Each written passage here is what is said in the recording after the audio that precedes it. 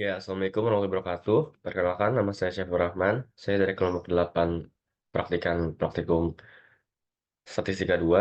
Di sini saya akan mengerjakan terkait tugas mingguan modul 2 dari praktikum Statistika 2 kali ini. Eh, Langsung saja kita pada soal. Soal yang pertama, jelaskan apa yang dimaksud dengan uji hipotesis. Ya, uji hipotesis itu merupakan suatu pernyataan atau pendapat sementara yang masih lemah atau kurang kebenarannya, sehingga masih perlu dibuktikan atau didugaan yang sifatnya masih sementara. Lebih lanjut lagi, hipotesis yaitu metode untuk menguji suatu klaim atau hipotesis tentang suatu parameter dalam suatu populasi dengan menggunakan data yang diukur dalam satu sampel. Lanjut ke pertanyaan nomor 2, apa perbedaan antara hipotesis nol dan hipotesis alternatif? Nah, langsung saja. Jadi perbedaannya yaitu hipotesis nol itu eh, nggak ada hubungannya antara kedua variabel. Sedangkan hipotesis alternatif itu terdapat hubungan statistik di antara kedua variabelnya. Lanjut ke soal yang ketiga. Sebutkan langkah-langkah dalam melakukan pengujian hipotesis.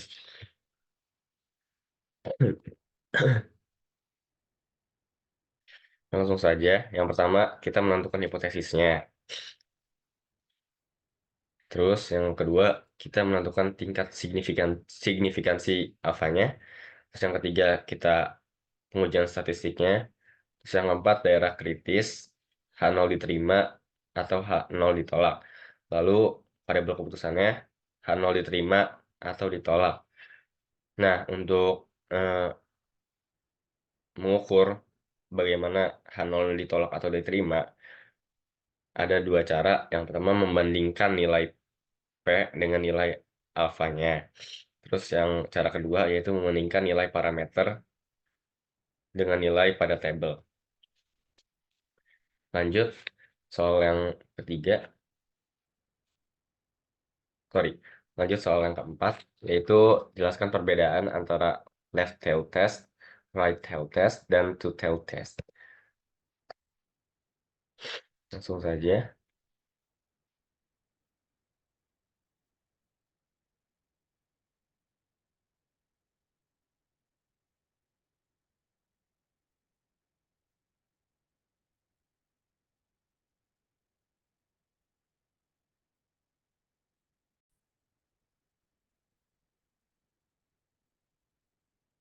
Ya, dari left tail test, yaitu uji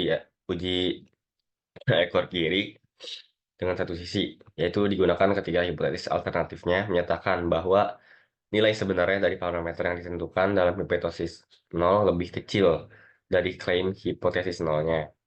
Sementara dari right tail test itu digunakan ketika hipotesis alternatifnya menyatakan bahwa nilai sebenarnya dari parameter yang ditentukan dalam hipotesis nol lebih besar daripada klaim hipotesis nolnya. Nah, ada juga two tail test atau tes dua sisi ekor, yaitu perbedaan eh, dari si two tail test sama left tail test dan right tail test, yaitu kalau right tail test sama left tail test itu hanya memiliki satu daerah kritis, sementara kalau eh, two tail test itu memiliki dua wilayah kritis. Kita lanjut pada soal yang kelima. Berikan contoh penerapan uji hipotesis dalam keseharian.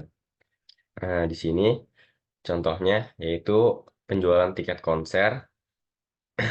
Penjualan tiket konser eh, tergantung cuaca. Misalkan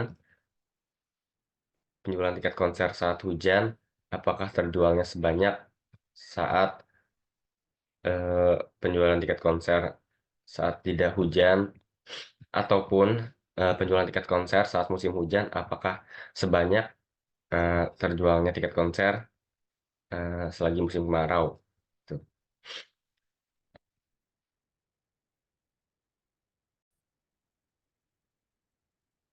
Ya, lanjut nomor 6.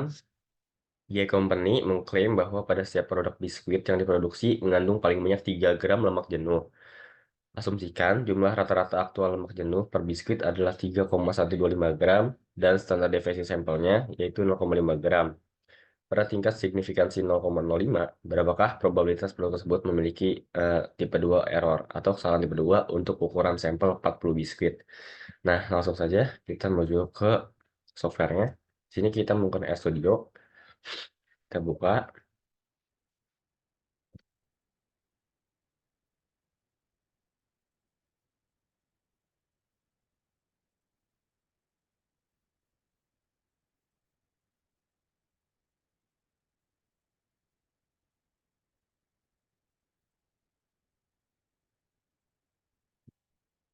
Nah, langkah yang pertama yaitu kita menentukan komponen yang diketahuinya terlebih dahulu.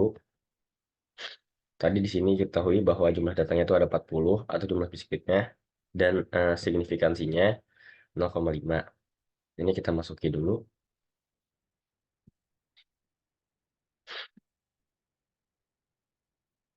Lalu langkah selanjutnya mencari standar deviasi dari MEN.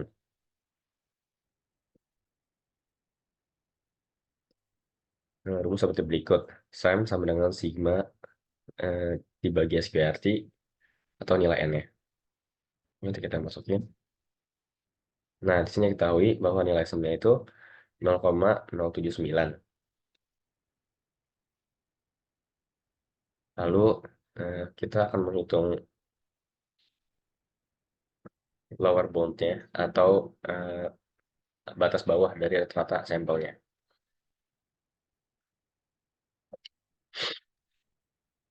Dengan rumus seperti berikut.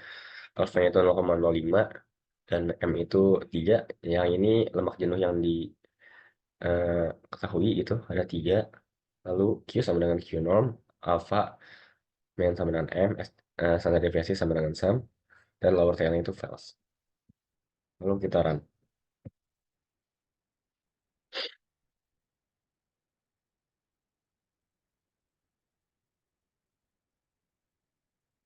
Nah, di sini diketahui bahwa nilai Q-nya itu 3,13.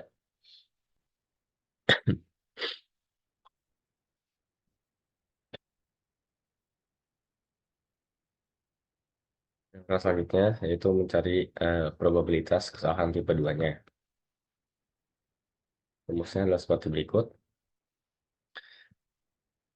Tadi yang diketahui bahwa MA-nya itu 3,125. Jadi kita menggunakan rumus seperti berikut.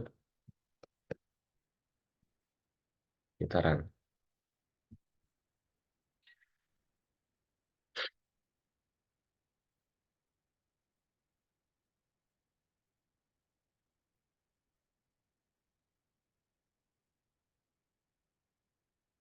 Nah, di sini diketahui bahwa nilai dari eh, binomnya itu 0,52.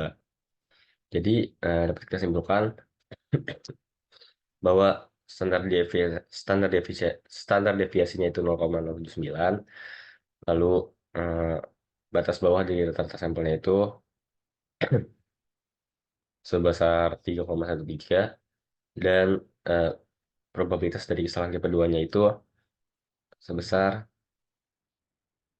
0,52. Ya mungkin sekian yang dapat saya sampaikan. Kurang lebih mohon maaf. Assalamualaikum warahmatullahi wabarakatuh.